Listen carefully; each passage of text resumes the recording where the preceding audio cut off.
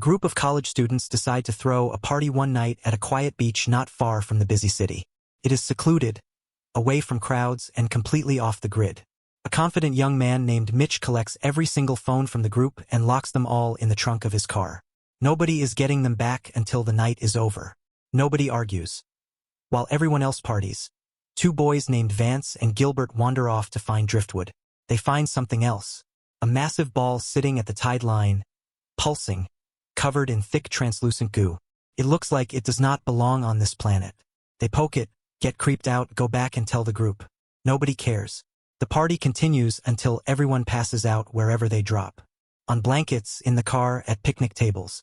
Gilbert ends up stuffed inside a metal trash can as a prank. When the sun rises, the music is gone. The people are gone. Dozens of classmates have simply vanished, leaving behind only empty sleeping bags and abandoned shoes. A young woman named Kaylee wakes up beside her boyfriend Mitch in a small lifeboat on top of the lifeguard tower.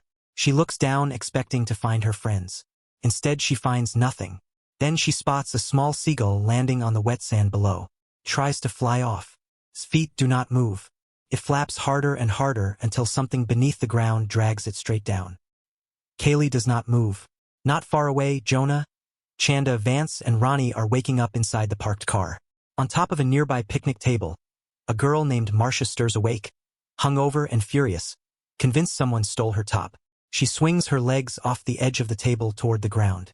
Kaylee screams at her to stop. Marcia does not listen.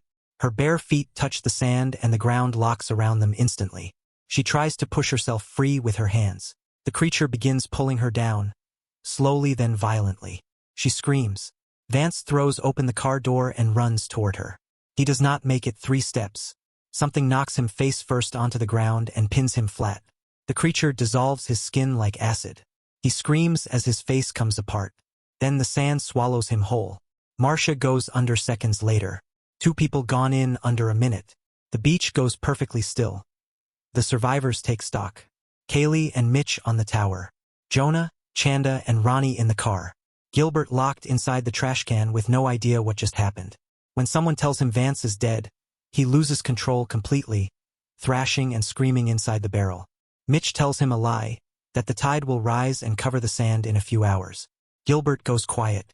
Kaylee pulls Mitch aside. She tells him the tide will not rise that high. Mitch already knows. Kaylee searches the lifeboat and finds a small box of matches. She sets them aside. She finds sunscreen and throws it to the car.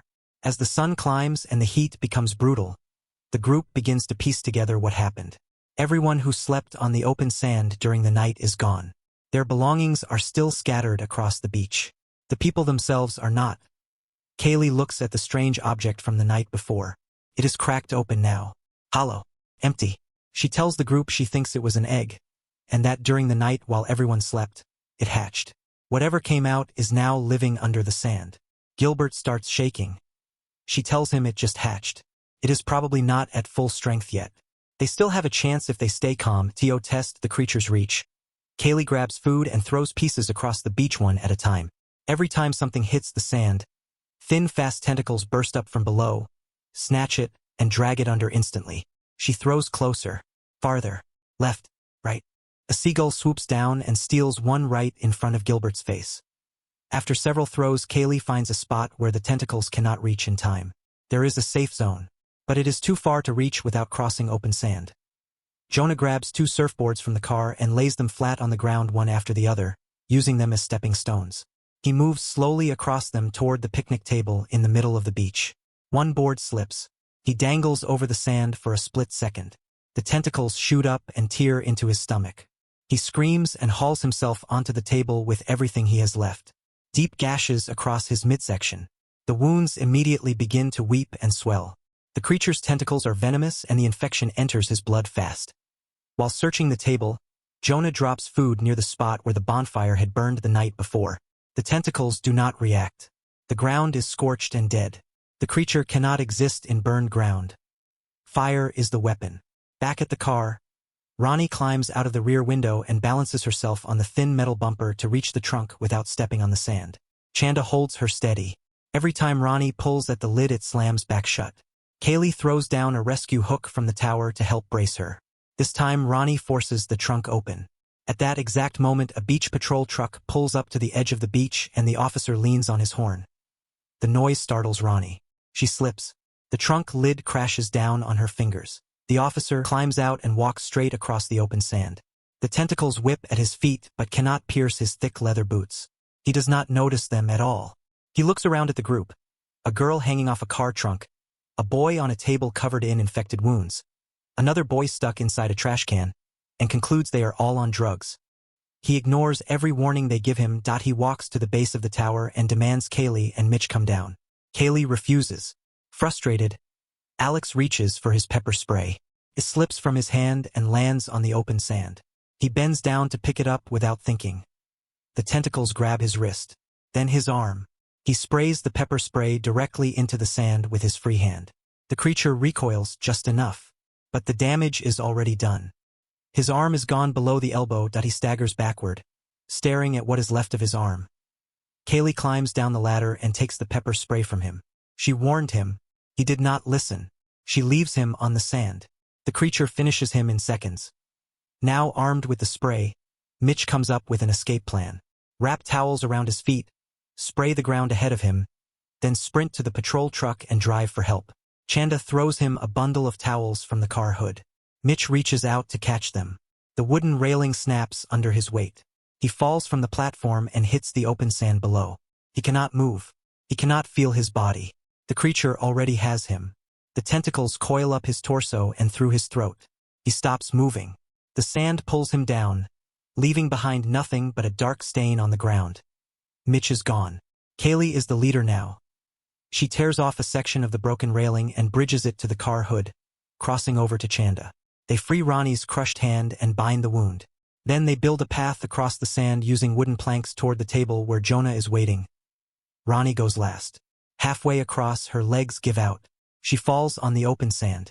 Kaylee sprays pepper spray in every direction around her, but the tentacles are too many. They take Ronnie before anyone can reach her. 3 left.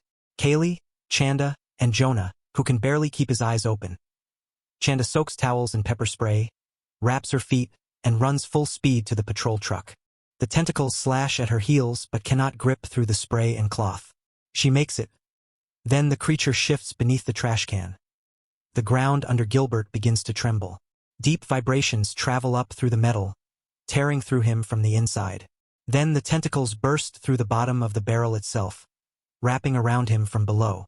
Chanda watched from the truck. She breaks down. She and Gilbert were close. The creature slams the underside of the truck hard. The impact throws Chanda off the hood. She hits the roof and goes still. Night comes. The beach is dark and completely quiet. Near midnight, Chanda wakes up. She finds an inflatable rescue raft inside the truck. She inflates it, drops it onto the sand as a floating platform, and moves carefully across it toward the table. Together she and Kaylee lift Jonah and guide him slowly back to the truck. They get him into the back seat. Then the ground erupts. A tentacle bursts up from the sand, larger than anything they have seen. The force throws Kaylee off the truck and onto the rubber raft. She looks up at the roof rack and sees 2 emergency fuel canisters. She climbs up, grabs one, and begins pouring gasoline in a wide circle around the truck. The creature knocks one canister out of her hands. She grabs the last one and completes the circle. She reaches into her pocket. The matches are still there. She strikes one, touches it to the fuel. The fire races around the full circle instantly. The creature shrieks from below the surface. Glowing tentacles thrash up through the burning ring, slamming against the truck windows over and over, the glass shaking with each impact. Then the shaking slows. The tentacles pull back. The fire burns down. The ground goes still. The creature is dead. Kaylee and Chanda look at each other. Then they look at Jonah. His chest is not moving. The venom from his wounds finally took him during the final attack. They sit beside him without speaking. When the sun rises on the second morning, a man walking along the beach spots the truck and knocks on the window. He is standing freely on the open sand. Nothing grabs him. Nothing pulls him under. The girls step out of the truck slowly. 1 foot on the ground, then the other. The sand is just sand. Where the lifeguard tower once stood, there is now a massive crater, deep and wide, stretching almost 100 yards across the beach. The creature is gone, burned, destroyed. The 2 girls walk away from the beach together. alive, changed permanently by everything they survived. But far out in the dark water, something enormous moves just beneath the surface. A massive, glowing, multi-tentacled creature glides silently through the current, completely unharmed, heading directly toward the crowded beaches of Santa Monica. It is not over.